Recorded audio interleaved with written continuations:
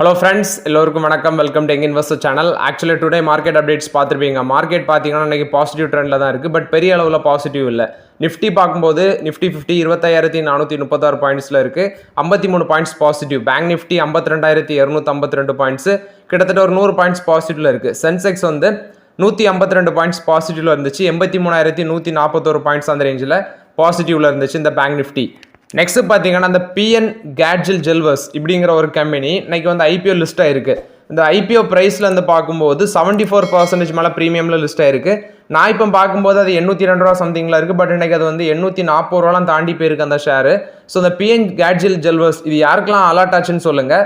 Alert ஆனவங்களுக்குலாம் நல்ல ஒரு return கொடுத்துருக்கு. 74% வந்து பார்த்தீங்கன்னா ப்ரீமியமில் அந்த பிஎன் கேட்ஜெட் ஜெல்வர்ஸ் வந்து லிஸ்ட் ஆயிருக்கு. ஸோ யாருக்கெல்லாம் அந்த ஷேர் அலர்ட் ஆச்சோ கமெண்ட்டில் சொல்லுங்கள். இன்றைக்கி உங்களுக்கு வந்து பார்த்தீங்கன்னா ஒரு நல்ல ரிட்டர்ன்ஸ் கொடுத்துருக்கு. அதாவது இப்போ ஐபிஓ வந்து பார்த்தீங்கன்னா கண்டினியூஸாக கம்பெனிஸ் எல்லாமே வந்துட்டு இருக்கு. மாதத்துக்கு ஒரு 2 ஐபிஓ நமக்கு அலர்ட் ஆனாலே போதும் போல், மாதம் ஓட்டிடலாம் அப்படி இருக்குது. ஸோ ஆனால் அதுலேயே ஒரு லக் வேணும். ஐபிஓ அலர்ட் ஆகிறதுக்கும் ஒரு லக் வேணும். ஸோ மாதம் ஒரு ஐபிஓ வந்து பார்த்தீங்கன்னா அட்லீஸ்ட் ஒரு 2 லாட்டு விழுந்தாலே நமக்கு அலர்ட் ஆனாலே ரொம்ப லக்கு தான். மந்த்லி வந்து 2 அலர்ட் ஆஃப் ஐபிஓ அலர்ட் ஆனாலே. ஸோ மோரலைட் இது வந்து பார்த்தீங்கன்னா பிஎன் கேட்ஜில் ஜெல்வர்ஸை பொறுத்த வரைக்கும் அப்டேட் இன்னைக்கு 74% ப்ரீமியமில் லிஸ்ட் ஆயிருக்கு. நெக்ஸ்ட் பார்த்தீங்கன்னா பஜாஜ் ஹவுசிங் ஃபினான்ஸ் நேற்று ஐபிஓ வந்திருந்தாங்க. நேற்று 150% மேலே பார்த்தீங்கன்னா ப்ரீமியமில் லிஸ்ட் ஆச்சு. அடுத்தது இப்போ வந்து பார்த்தீங்கன்னா இன்றைக்கி ஒரு 10% ரேலியாக இருக்குது. நான் மார்க்கெட்டில் பார்க்கும்போது அதோட ப்ரைஸ் வந்து 181 ரூபா அந்த ரேஞ்சில் ட்ரேட் ஆகிட்டு இருக்கு. 10% மேலே இன்றைக்கி மட்டும் ரேலியாக இருக்குது இந்த பஜாஜ் ஹவுசிங் ஃபினான்ஸு. ஸோ மோரலாட்டு நல்ல ரிட்டர்ன் கொடுத்துருக்கு ஐபிஓ கிடச்சவங்களுக்கு எல்லாமே. ஸோ நிறைய பேர் எனக்கு தெரிஞ்சு லிஸ்டிங் அன்னைக்கு கூட நிறைய பேர் வாங்கியிருப்பீங்க. ஸோ அன்னைக்கு லிஸ்டிங் அன்னைக்கு வாங்கினவங்களுக்கு கூட ஒரு 10% இன்னைக்கு ரிட்டர்ன் கொடுத்துருக்கு இந்த பஜாஜ் ஹவுசிங் ஃபினான்ஸ். இவங்களுக்கு வந்து பார்த்தீங்கன்னா சில ப்ரோக்கரேஜஸ் வந்து பைக்கால் கொடுத்துருந்தாங்க. ஸோ அதை ஃபோக்கஸ் பண்ணி ஃபிலிப் கேபிட்டல் ஒரு பைக்கால் கொடுத்துருந்தாங்க. 210 ரூபா டார்கெட் ப்ரைஸு, 27% வந்து அப்சைட் போகும்னு சொல்லியிருந்தாங்க. ஸோ அதை பேஸ் பண்ணி இன்றைக்கி அந்த ஸ்டாக் பார்த்தீங்கன்னா நல்லா ரேலியாக இருக்குது இந்த Bajaj housing finance. Next Ola தரப்பில் வந்து ஒரு அப்டேட் கொடுத்துருக்காங்க. ஸோ ஓலா வந்து பார்த்தீங்கன்னா ஓலாக்கும் சில ப்ரோக்கரேஜஸ் வந்து பை ரேட்டிங் கொடுத்துருந்தாங்க. ஸோ அதை பேஸ் பண்ணி இன்றைக்கி அந்த ஸ்டாக் ப்ரைஸ் கொஞ்சம் ரேலியாக இருந்துச்சு.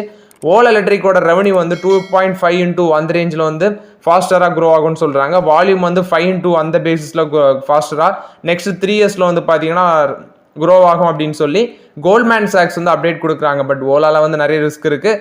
கஸ்டமர்ஸ் வந்து பார்த்தீங்கன்னா கண்டினியூஸாக நெகட்டிவ் அப்டேட்லாம் ஷேர் பண்ணிட்டு வராங்க. ஸோ இப்போதைக்கு ஓலாவில் நியூ என்ட்ரி எடுக்கிறது ரொம்பவே ரிஸ்க்குங்கிறது என்னோட ஒப்பீனியன் ஓலா ஷேரில். நெக்ஸ்ட் பார்த்தீங்கன்னா டாடா மோட்டர்ஸில் வந்து அப்டேட்டு. டாடா மோட்டர்ஸோட ஷேர் ப்ரைஸ் இன்னைக்கு 964 ரூபா அந்த ரேஞ்ச் வரைக்கும் வந்துச்சு. இன்னைக்கு ஒரு 2.5% மேலே அடிச்சிருந்தாங்க டாடா மோட்டர்ஸோட ஷேர் ப்ரைஸ். ஃபர்ஸ்ட் இதில் இன்னைக்கு ஒரு block deal நடந்துருந்துச்சு.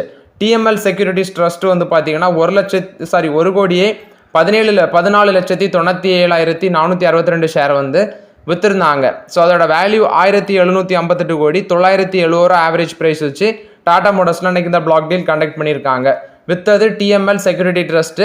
So new ordinary ஷேரை தான் இவங்க விற்றுருக்காங்க அப்படின்னு சொல்கிறாங்க. ஸோ இது எதுக்கு விற்றுருக்காங்கன்னா distribution of fractional share entitlement as well as towards tax liabilities அந்த ஸ்கீமில் வந்து இதெல்லாம் சம்மந்தமாக இருக்கிறதுனால அதனால தான் இந்த பிளாக் டீல் கண்டக்ட் பண்ணியிருக்காங்க அப்படின்னு சொல்லி டாடா மோட்டர்ஸில் வந்து அப்டேட் இது. டாடா மோட்டர்ஸில் அன்றைக்கி வந்து பார்த்தீங்கன்னா ஒரு பிளாக் டீல் கண்டக்ட் பண்ணியிருக்காங்க. அது மட்டும் இல்லாமல் யூபிஎஸ் ப்ரோக்கரேஜஸ் வந்து என்ன சொல்கிறாங்கன்னா இது வந்து 825 ரூபா வரைக்கும் டாடா மோட்டர் ஷேர் ப்ரைஸ் இறங்கும் அப்படின்னு சொல்கிறாங்க.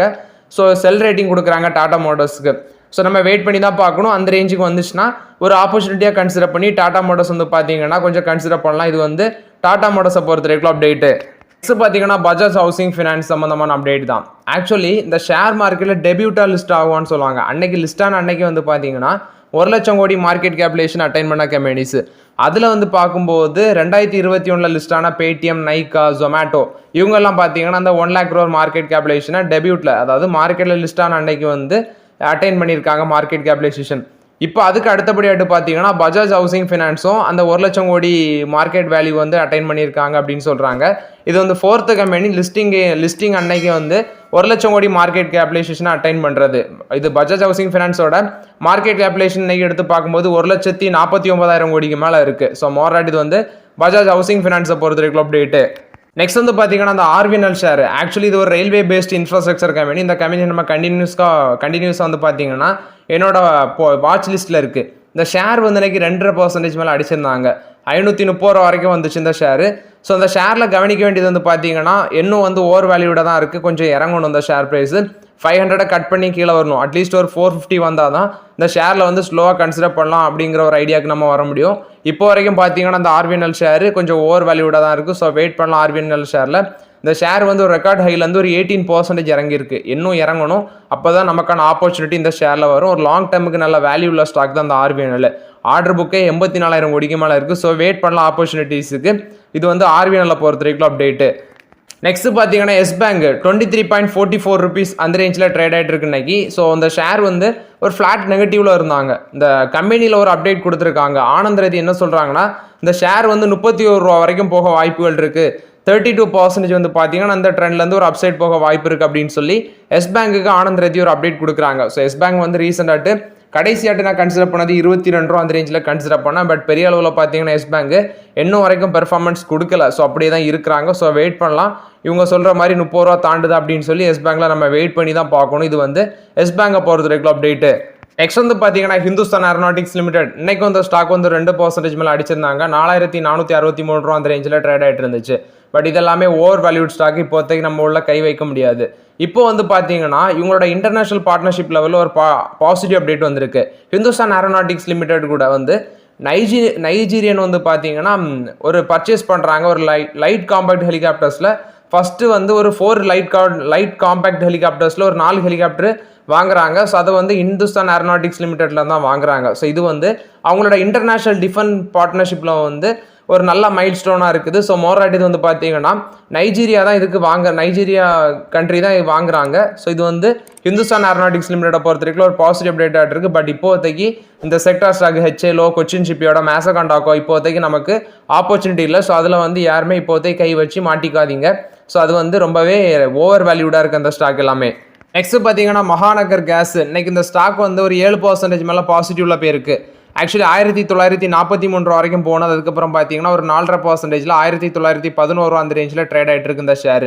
இவங்களுக்கு வந்து பார்த்தீங்கன்னா இன்னைக்கு இந்த ரேஞ்சு போகிறதுக்கு காரணம் இவங்களுக்கு ஒரு ப்ரோக்கரேஜ் வந்து அப்டேட் கொடுக்குறாங்க. இவங்களுக்கு வந்து வால்யூம் க்ரோத் வந்து ஸ்ட்ராங்காக இருக்குது. அதை பேஸ் பண்ணி யூபிஎஸ் வந்து பை ரேட்டிங் கொடுக்குறாங்க. ஸோ இதில் இந்த பிரதாசா கேஸ் லிமிடெடுக்கு வந்து பார்த்தீங்கன்னா அவங்க சொல்கிற டார்கெட் ப்ரைஸ் 700 ரூபா வரைக்கும் போகும்னு சொல்கிறாங்க.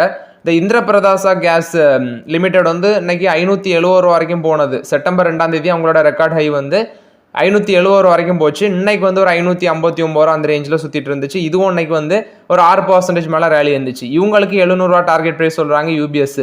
மகாநகர் கேஸுக்கு 2400 ரூபா வரைக்கும் போகும்னு சொல்கிறாங்க. இன்னைக்கு வந்து 1943 ரூபா போனது 2400 ரூபா வரைக்கும் போகும்னு சொல்கிறாங்க. இது மோராட்டு வந்து பார்த்தீங்கன்னா மகாநகர் கேஸ் இந்திரபிரதாசா கேஸை பொறுத்த வரைக்கும் அப்டேட்டு. நெக்ஸ்ட் பார்த்தீங்கன்னா ஒரு ஐபிஓ. ஆக்சுவலி இன்னைக்கு அது லிஸ்ட் ஆக வேண்டியது. பட் அது வந்து கடைசி கட்டத்தில் வந்து பார்த்தீங்கன்னா அதை லாஸ்ட் மினிட் ஆக்ஷனில் வந்து அதை நிறுத்தி வச்சிருக்காங்க. லிஸ்டிங்கை வந்து போஸ்ட்போன் பண்ணியிருக்காங்க பிஎஸ்சி. அது வந்து கிரே மார்க்கெட் ப்ரீமியமே பார்த்தீங்கன்னா 135% வரைக்கும் லிஸ்டிங் கெயின் இருந்துன்னு சொல்கிறாங்க. ஸோ மோராட்டி யாரில் அந்த ஐபிஓ அப்ளை பண்ணிங்கன்னு தெரில, யாருக்கு அலர்ட் ஆச்சுன்னு தெரில. ஸோ இன்னைக்கு 10 AM அந்த சமயத்தில் வந்து பார்த்தீங்கன்னா லாஸ்ட் மினிட் ஆக்ஷன் ஆட்டு அந்த ஐபிஓ லிஸ்டிங்கை வந்து நிறுத்தி வச்சுருக்காங்க. ஸோ இது இன்றைக்கி ஒரு மல்டி பேக்கர் ரிட்டர்ன் கொடுக்க வேண்டி இருந்தது. இன்றைக்கி வந்து பார்த்தீங்கன்னா தடுத்து வச்சுருக்காங்க. நான் மார்க்கெட்டில் போய் செக் பண்ணி பார்க்கும்போது 70 ரூபா அப்படி இருக்குது. அதாவது 70 ரூபான்னு இருக்குது ஷேர் ப்ரைஸ். பட் அந்த இதில் பெரிய அளவில் ரியாக்ஷன் இல்லாமல் இருந்துச்சு. ஸோ செக் பண்ணி பார்க்கும்போது இந்த ஷேர் ப்ரைஸ் வந்து பார்த்தீங்கன்னா இன்றைக்கி அந்த லிஸ்டிங்கை வந்து தடுத்து வச்சுருக்காங்க. இதோட நேம் வந்து டிராஃபிக் சோல் ஐடிஎஸ் டெக்னாலஜிஸ் அப்படிங்கிற கம்பெனியோட லிஸ்டிங்கை தான் இன்றைக்கி வந்து லாஸ்ட் மினிட்ல வந்து போஸ்ட்போன் பண்ணியிருக்காங்க பிஎஸ்சி. இது வந்து ஒரு எஸ்எம்இ செக்டார் ஐபிஓ. இது வந்து பார்த்தீங்கன்னா டிராஃபிக் சோலை பொறுத்த வரைக்கும் அப்டேட்டு. நெக்ஸ்ட் பார்த்தீங்கன்னா சபூர்ஜி பலுன்ஜி குரூப் கொடுத்த அப்டேட்டு. இவங்க வந்து அவங்களோட இன்ஃப்ராஸ்ட்ரக்சர் கம்பெனியாக இருக்கிற ஆஃப்கான்ஸ் இன்ஃப்ராஸ்ட்ரக்சருக்கு வந்து ஐபிஓக்கு வந்து செபியோட அப்ரூவல் கிடச்சிருக்குன்னு சொல்லிடுறாங்க. 7000 கோடி ஐபிஓ ஃப்ரெஷ் இஷ்யூ மூலமாட்ட 1250 கோடியும், ஆஃபர் ஃபார் சேலில் 5750 கோடியை வந்து ரைஸ் பண்ண இருக்கிறாங்க அப்படின்னு சொல்கிறாங்க. இது வந்து சபூர்ஜி பலுன்ஜி குரூப்போட இன்ஃப்ராஸ்ட்ரக்சர் கம்பெனி ஆஃப்கான் இன்ஃப்ராஸ்ட்ரக்சர் ஐபிஓ வர போகிறாங்க. 7000 கோடி வேல்யூ. அதுக்கு வந்து செபி வந்து அப்ரூவல் கொடுத்துருக்காங்க. நெக்ஸ்ட் பார்த்தீங்கன்னா என்டிபிசியில் வந்து அப்டேட். என்டிபிசியோட இன்னொரு சப்சிடரியாக இருக்கிறது தான் renewable energy department, NTPC green energy. அவங்க வந்து ஒரு 10000 கோடி ஐபிஓ வர போகிறாங்க அப்படின்னு சொல்லி நம்ம டிஸ்கஸ் பண்ணியிருந்தோம். அவங்க வந்து பார்த்தீங்கன்னா இப்போ அந்த ஐபிஓக்கான ஃபைல் எல்லாமே விரைவில் வந்து அப்ளை பண்ண இருக்கிறாங்க அப்படின்னு சொல்கிறாங்க. அது மட்டும் இல்லாமல் ஃபினான்ஷியல் இயர் 24 இந்த கலண்டர் இயர் 24 எண்டுக்குள்ளே வந்து அந்த என்டிபிசி கிரீன் எனர்ஜி லிஸ்ட் பண்ணுற ஐடியாலையும் இருக்கிறாங்க அப்படின்னு சொல்கிறாங்க. ஸோ கேபிட்டல் எக்ஸ்பெண்டிச்சருக்கு 10,000 கோடி ஸ்பெண்ட் பண்ணுறாங்க 2024. 2025 15,000 கோடியிலேருந்து 20,000 கோடி வரைக்கும் ஸ்பெண்ட் பண்ணுவாங்க அப்படின்னு சொல்கிறாங்க. மோரட் இது வந்து என்டிபிசியோட சப்சிடரியை பொறுத்த வரைக்கும் அப்டேட் 10,000 கோடி ஐபிஓ மேபி இந்த வருஷம் எண்டுக்குள்ளே லிஸ்ட் ஆக வாய்ப்புகள் இருக்குது. இது வந்து என்டிபிசியை பொறுத்த வரைக்கும் பாசிட்டிவ் அப்டேட்டு. பனேஷியா பயோடெக் கொடுத்த அப்டேட் இன்னைக்கு 52 ஹை டச் பண்ணியிருக்கு இந்த ஷேர். இவங்களுக்கு வந்து பார்த்தீங்கன்னா சனோஃபி கூட ஒரு பிரச்சனை இருந்திருக்கு. அதாவது சனோஃபியோட பேட்டன்ட் வந்து இவங்க காப்பி அடிச்சிட்டாங்கன்னு சொல்லி ஒரு பேச்சுவார்த்தையில் இருந்திருக்கு. இப்போ அது வந்து செட்டில்மெண்ட் எல்லாமே கம்ப்ளீட் ஆயிருக்கு அப்படின்னு சொல்கிறாங்க. அந்த பேட்டன்ட் சம்மந்தமாட்டு செட்டில்மெண்ட் அக்ரிமெண்ட் 2 பேரும் சனோஃபி ஹெல்த் கேர் இந்தியாவும் இவங்களும் பனேஷியா பயோடெக்கும் பார்த்தீங்கன்னா சமாதானமாக இருக்காங்க. ஸோ அதனால் அன்றைக்கி அந்த ஷேர் ப்ரைஸ் வந்து ஒரு 52 ஹை டச் பண்ணியிருக்கு பனேஷியா பயோடெக். இது வந்து பனேஷியா பயோடெக்கை பொறுத்த வரைக்கும் ஒரு பாசிட்டிவ் அப்டேட்டு. நெஸ்லே தரப்புல இருந்து ஒரு அப்டேட் கொடுக்குறாங்க. அவங்களோட ஃபர்ஸ்ட் மேனுஃபேக்சரிங் பிளான்ட் வந்து சவுதி அரேபியாவில் இப்போ போட இருக்கிறாங்கன்னு சொல்கிறாங்க. சவுதி அரேபியாவில் ஜெடா அப்படிங்கிற இடத்துல வந்து மேனுஃபேக்சர் பண்ண இருக்கிறாங்கன்னு சொல்கிறாங்க. இது வந்து நெஸ்லே கொடுத்த பாசிட்டிவ் அப்டேட். சவுதியில் அவங்களோட ஃபர்ஸ்ட் மேனுஃபேக்சரிங் பிளான்ட்டை போட இருக்கிறாங்க. நெக்ஸ்ட் யூஎஸோட ஃபெட் மீட்டிங் வந்து பார்த்தீங்கன்னா செப்டம்பர் 17 பிகின் ஆக இருக்குது. ஸோ அவங்க வந்து 0.25 பேசிஸ் பாயிண்ட் குறைப்பாங்களா அல்லது வந்து 50 பேசிஸ் பாயிண்ட் குறைப்பாங்களா அப்படின்னு சொல்லி நம்ம வெயிட் பண்ணி பார்க்கணும். 25 பேசிஸ் பாயிண்ட் அல்லது வந்து 50 பேசிஸ் பாயிண்ட்டு நம்ம பொறுத்திருந்தா பார்க்கணும். அந்த டேட்டா வந்து செப்டம்பர் 18 பார்த்தீங்கன்னா ரிலீஸ் ஆகும். இது வந்து யூஎஸோட ஃபெட் மீட்டிங்கை பொறுத்த வரைக்கும் அப்டேட்டு. நெக்ஸ்ட் சபூர்ஜி பலுன்ஜி குரூப் தரப்புல வந்து ஒரு அப்டேட் கொடுத்துருக்காங்க. இவங்க வந்து டாடா சன்ஸ்ல வந்து பார்த்தீங்கன்னா 18.37% ஆஃப் ஸ்டேக் வந்து ஹோல்ட் பண்ணுறாங்க. இவங்க என்ன சொல்கிறாங்கன்னா டாடா சன்ஸோட அந்த ஆனுவல் ஜெனரல் மீட்டிங்கில் நீங்கள் வந்து ஏன் ஐபிஓ வரக்கூடாது அப்படின்னு சொல்கிறாங்க. ஸ்டேக் ஹோல்டர்ஸை பூஸ்ட் பண்ணுறதுக்கு வேண்டி நீங்கள் ஐபிஓ வரலாம் அப்படின்னு சொல்லி டாடா சன்ஸுக்கு வந்து ஒரு கோரிக்கை வச்சுருக்காங்க ஆனுவல் ஜெனரல் மீட்டிங்கில். அதுவும் இந்த சேர்மனாக இருக்கிற சந்திரசேகரனோட அந்த காலத்தில் வந்து கம்பெனி நல்ல ஒரு பெர்ஃபார்மன்ஸ் பண்ணுது அப்படின்னு சொல்கிறாங்க. ஸோ இது வந்து ஆல்ரெடி டாடா சன்ஸில் வந்து தலைவராக இருந்தது இந்த சைரிஸ் மிஸ்ட்ரி. அவர் வந்து பார்த்தீங்கன்னா சில பிரச்சனைகளால் அவர் வந்து நீக்கப்பட்டார். அதுக்கப்புறம் கொஞ்ச நாள் கழிச்சு அவரும் சில விபத்தில் இறந்துட்டார். ஸோ மோராட் இப்போ வந்து பார்த்தீங்கன்னா சபூர்ஜி பலுன்ஜி குரூப் வந்து டாடா சன்ஸ் வந்து ஐபிஓ வரணும் அப்படின்னு சொல்லி ஒரு கோரிக்கை வச்சிருக்காங்க. இது வந்து டாடா சன்ஸை பொறுத்த வரைக்கும் update. Shipping corporation of India தரப்புல வந்து ஒரு அப்டேட் கொடுத்துருக்காங்க. இவங்க கம்பெனி வந்து பிரைவேடைசேஷன் பண்ணுறதுக்கு ஐடியாவில் இருந்தாங்க நம்மளோட கவர்மெண்ட். ஸோ அது வந்து பார்த்தீங்கன்னா இந்த கரண்ட் ஃபினான்ஷியல் இயரில் நடக்கும் அப்படின்னு சொல்லி எதிர்பார்த்தோம். பட் சில பிரச்சனைகள் இருக்குது. மகாராஷ்டிரா ஸ்டேட் கவர்மெண்ட் கூட அந்த டாக்குமெண்டேஷன் இஷ்யூ எல்லாம் இருக்கிறதுனால வந்து பார்த்தீங்கன்னா அது வந்து தள்ளி போகலாம் அப்படின்னு சொல்கிறாங்க. அது மட்டும் இல்லாமல் அவங்களோட நான் கோர் அசட்ஸ் இந்த ஷிப்பிங் கம்பெனியோட நான் கோர் அசட்ஸ் எல்லாமே டிமர்ஜ் பண்ணணும் அந்த பிரச்சனைங்க இருக்குது. ஸோ இது எல்லாமே பார்த்தீங்கன்னா சால்வ் பண்ணிட்டு தான் அந்த பிரைவேடைசேஷன் வந்து நடக்கும் அப்படின்னு சொல்கிறாங்க. இது வந்து ஷிப்பிங் கார்பரேஷன் ஆஃப் இந்தியா அதை பொறுத்த வரைக்கும் அப்டேட்டு. HDFC பேங்க் தரப்புல வந்து அப்டேட்டு. இன்னைக்கு வந்து பார்த்தீங்கன்னா இவங்களுக்கு ரிசர்வ் பேங்க் ஆஃப் இந்தியா ஒரு 1 கோடி ரூபா பெனால்ட்டி போட்டிருக்காங்க. எதுக்குன்னு பார்க்கும்போது இந்த அவங்களோட ஏஜென்ட் அவங்களோட கஸ்டமர்ஸ் இருப்பாங்க, இவங்கள்ட்ட லோன் வாங்கியிருப்பாங்க. அந்த லோனை வந்து ரிகவர் பண்ணுறதுக்கு ரிகவரி ஏஜென்ட் ஒருத்தவங்க பேங்க் மூலமாக இருப்பாங்க. அவங்க வந்து பார்த்தீங்கன்னா அந்த கஸ்டமரை காண்டாக்ட் பண்ணுறதுக்குன்னு சில டைம்ஸ் இருக்குது. ஸோ அந்த டைம்ஸையும் தாண்டி வந்து இந்த ரிகவரி ஏஜென்ட் வந்து பார்த்தீங்கன்னா அந்த கஸ்டமரை வந்து காண்டாக்ட் பண்ணியிருக்காங்க. ஸோ அந்த கைட்லைன்ஸை மீறதுனால கைட்லைன்ஸை வயலேட் பண்ணதுனால reserve bank of India HDFC பேங்க்குக்கு 1 crore வந்து பெனால்ட்டி போட்டிருக்காங்க அப்படின்னு சொல்கிறாங்க. மோராட் இது வந்து HDFC பேங்க்ல வந்து அப்டேட்டு. டாடா பவர் ஒரு அப்டேட் கொடுக்குறாங்க. இவங்க வந்து $9 billion வந்து இன்வெஸ்ட்மெண்ட் பண்ணுறோம் அப்படின்னு சொல்கிறாங்க. ரினோவபிள் எனர்ஜி கெப்பாசிட்டி எக்ஸ்பேண்ட் பண்ணுறதுக்கு வேண்டி டாடா பவர் வந்து பார்த்தீங்கன்னா ஒரு $8.95 billion வரைக்கும் எக்ஸ்பேண்ட் பண்ணுறாங்க அப்படின்னு சொல்கிறாங்க. மோராட் இது வந்து டாடா பவரை பொறுத்த வரைக்கும் positive update. Next DCX system அதில் வந்து அப்டேட். இன்னைக்கு அந்த ஷேர் ப்ரைஸ் வந்து ஒரு 5% பார்த்தீங்கன்னா அப்பர் சர்க்கியூட் டச் பண்ணியிருக்காங்க.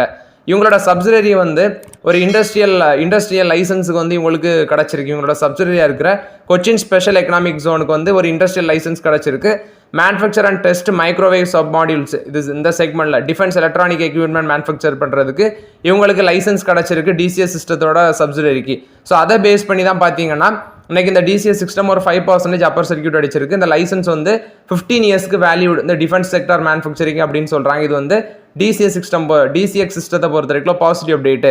TVS ஹோல்டிங்ஸ் ஒரு அப்டேட் கொடுத்துருக்காங்க. இவங்க வந்து பார்த்தீங்கன்னா TVS டிஜிட்டலில் வந்து 100% ஆஃப் த ஸ்டேக் அக்யூசியேஷன் பண்ணுறாங்க. 4.14 crores வந்து இந்த ஸ்டேக் அக்யூசியேஷன் பண்ணுறாங்க அப்படின்னு சொல்லியிருக்காங்க. இது வந்து TVS ஹோல்டிங்ஸ் லிமிடெட் கொடுத்த அப்டேட்டு. ஜியோஜிட் ஃபினான்ஷியல் அவங்க அதில் வந்து அப்டேட்டு. அவங்களோட போர்டு வந்து பார்த்தீங்கன்னா செப்டம்பர் 19 200 கோடி ரைட்ஸ் இஷ்யூ குறித்து முடிவெடுக்க இருக்கிறாங்க அப்படின்னு சொல்கிறாங்க. செப்டம்பர் 19 அந்த 200 கோடி ரைட்ஸ் இஷ்யூக்கு வந்து ஃபைனலைஸ் பண்ண இருக்கிறாங்க. இது வந்து ஜியோஜிட் ஃபினான்ஷியல் சர்வீஸ் கொடுத்த அப்டேட்டு. ஸ்பைஸ்ஜெட் பார்த்தீங்கன்னா குவாலிஃபைட் இன்ஸ்டிடியூஷனல் பிளேஸ்மெண்ட் மூலமாக ஃபண்ட் ரைஸ் பண்ண ஐடியாவில் இருந்தாங்க. ஸோ இப்போ அதுக்கு ஃப்ளோர் ப்ரைஸ் சொல்லியிருக்காங்க 64.79 rupees, அதாவது 64.79 ரூபா அந்த ரேஞ்சில் வந்து பார்த்தீங்கன்னா ஃப்ளோர் ப்ரைஸ் ஃபிக்ஸ் பண்ணியிருக்காங்க பெர் ஷேருக்கு. இது வந்து ஸ்பைஸ்ஜெட் கொடுத்த அப்டேட்டு. நெக்ஸ்ட் NHPC ஒரு அப்டேட் கொடுக்குறாங்க. அவங்களோட ரினோபிள் எனர்ஜி கெப்பாசிட்டி 2030க்குள்ள வந்து 16,700 மெகாவாட் ஆட்டி இன்க்ரீஸ் பண்ணணும் அப்படின்னு சொல்லி NHPC ஒரு அப்டேட் கொடுக்குறாங்க. ஸோ ஓகே ஃப்ரெண்ட்ஸ், ஆக்சுவலி இந்த வீடியோவில் சில இம்பார்ட்டன்ட் அப்டேட்ஸ் எல்லாமே டிஸ்கஸ் பண்ணோம். இந்த வீடியோ உங்களுக்கு பயனுள்ளதாக இருக்கும்னு நினைக்கிறேன். பயனுள்ளதாக இருந்துச்சுன்னா லைக் பண்ணுங்கள், சப்ஸ்கிரைப் பண்ணுங்கள், கமெண்ட் பண்ணுங்கள். Okay friends, thank you.